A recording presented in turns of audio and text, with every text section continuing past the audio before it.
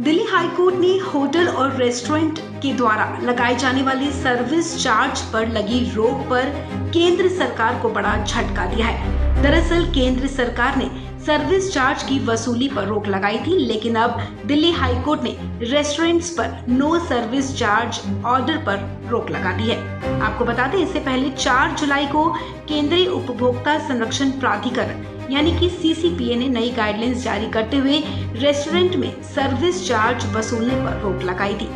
इस आदेश को चुनौती देते हुए NRAI यानी कि national restaurant association of India ने दिल्ली हाईकोर्ट में एक याचिका दाखिल की थी।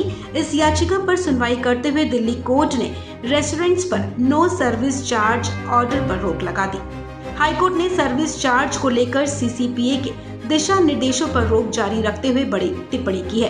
कोर्ट ने रेस्टोरेंट में खाना खाने वाले लोगों से कहा कि अगर आप सेवा शुल्क का भुगतान नहीं कर सकते तो फिर रेस्टोरेंट में खाना खाने ना जाएं।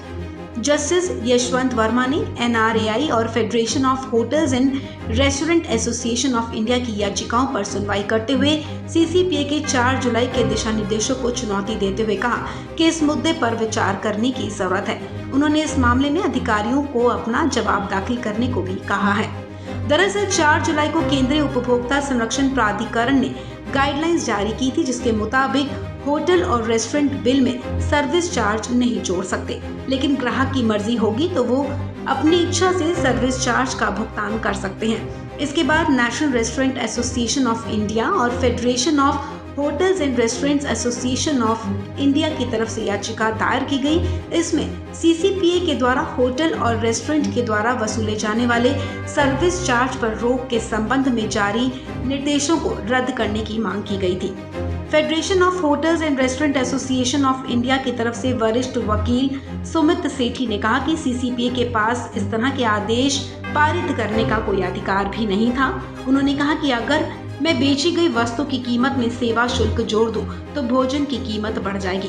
इसका असर उस उपभोक्ता पर भी पड़ेगा जो ऑनलाइन ऑर्डर कर रहा है। सेवा शुल्क सिर्फ ऐसे ग्राहकों पर लागू होता है जो रेस्टोरेंट्स में आते हैं, क्योंकि ये वेटर और बैंक एंड स्टाफ द्वारा दी गई सेवा के लिए है। आपको बता दें, बुधवार को मामले की सुनवाई के दौरान कोर्ट ने केंद्र उपभोक्ता मामलों के मंत्रालय और CCPA को याचिकाओं पर जवाब देने के लिए नोटिस जारी किया है।